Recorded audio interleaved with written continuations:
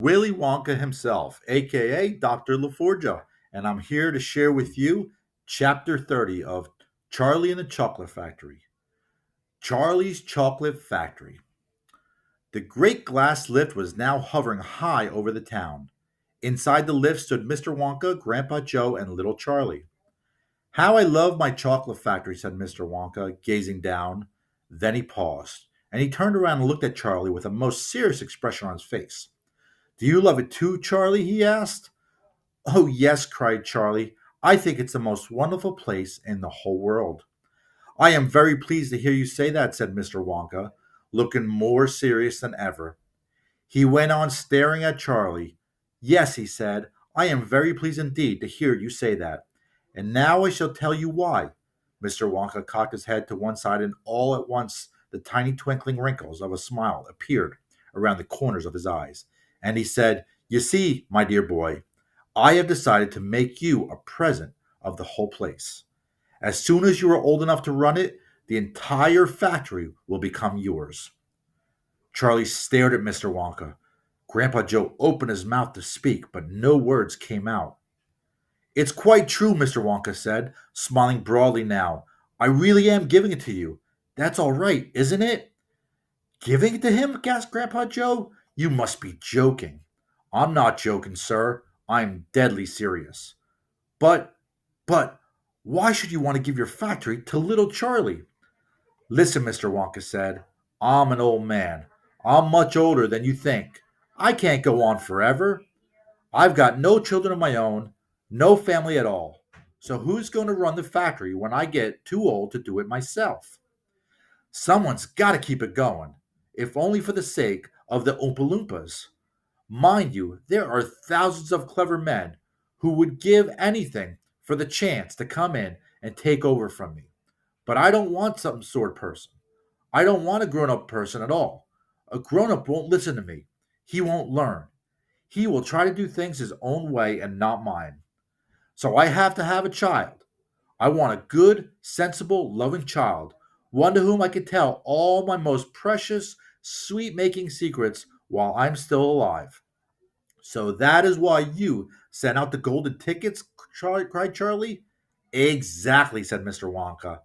I decided to invite 5 children to the factory, and the one I liked best at the end of the day would be the winner. But, Mr. Wonka, stammered Grandpa Joe, do you really and truly mean that you are giving the whole of this enormous factory to little Charlie? After all, there's no time for arguments, cried Mr. Wonka. We must go at once and fetch the rest of the family. Charlie's father and his mother and anyone else that's around. They can all live in the factory from now on. They can all help to run it until Charlie is old enough to do it by himself. Where do you live, Charlie? Charlie peered down through the glass floor at the snow covered houses that lay below. It's over there, he said, pointing. It's that little cottage right on the edge of the town, the tiny little one. I see it, cried Mr. Wonka, and he pressed some more buttons, and the lift shot down towards Charlie's house. I'm afraid my mother won't come with us, Charlie said sadly. Why ever not? Because she won't leave Grandma Josephine and Grandma Georgina and Grandpa George. But they must come too. They can't, Charlie said. They're very old, and they haven't been out of bed for 20 years. Then we'll take the bed along as well. With them in it, said Mr. Wonka. There's plenty of room in this lift for a bed. You couldn't get the bed out of the house, said Grandpa Joe. It won't go through the door.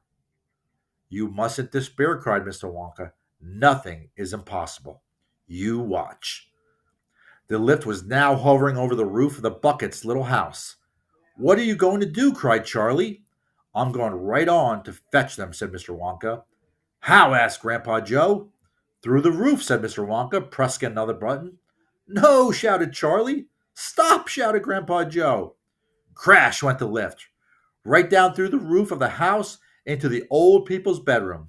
Showers of dust and broken tiles and bits of wood and cockroaches and spiders and bricks and cement went raining down on the 3 old ones who were lying in bed, and each of them thought the end of the world was coming. Grandma Georgina fainted. Grandma Josephine dropped her false teeth. Grandpa George put his head under the blanket, and Mr. and Mrs. Bucket came rushing in from the next room. Save us! Cried Grandma Josephine. Calm yourself, my darling wife, said Grandpa Joe, stepping out of the lift. It's only us. Mother, cried Charlie, rushing into Miss Bucket's arms. Mother, mother, listen to what's happened. We're all going back to live in Mr. Wonka's factory, and we're going to help him to run it, and he's giving it to all to me. And what are you talking about? Said Mrs. Bucket. Just look at our house, cried poor Mr. Bucket. It's in ruins. My dear sir, said Mr. Wonka, jumping forward and shaking Mr. Bucket warmly by the hand. I'm so very glad to meet you. You mustn't worry about your house. From now on, you're never going to need it again. Anyway. Who is this crazy man? Screamed Grandma Josephine. He could have killed us. This, said Grandpa Joe, is Mr. Willy Wonka himself. It took quite a time for Grandpa Joe and Charlie to explain to everyone exactly what had been happening to them all day. And even then, they all refused to ride back to the factory in the lift. I'd rather die in my bed, shouted Grandma Josephine. So would I, cried Grandma Georgina. I refuse to grow, announced Grandpa George. So Mr. Wonka and Grandpa Joe and Charlie, taking no notice of their screams, simply pushed the bed into the lift. They pushed Mr. and Mrs. Bucket in after it. Then they got in themselves. Mr. Wonka pressed the button. The doors closed. Grandma Georgina screamed, and the lift rose off the floor and shot through the whole roof in the roof, out into the open sky. Charlie climbed onto the bed and tried to calm the three old people who were still petrified with fear. Please don't be frightened, he said. It's quite safe, and we're going to the most wonderful place in the world. Charlie's right, said Grandpa Joe.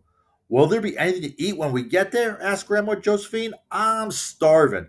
The whole family is starving. Anything to eat? Cried Charlie, laughing. Oh, you just wait and see. I hope you enjoyed Charlie and the Chocolate Factory. We had so much fun reading with all you, and we hope you enjoyed reading it with us. Have a great night, everybody.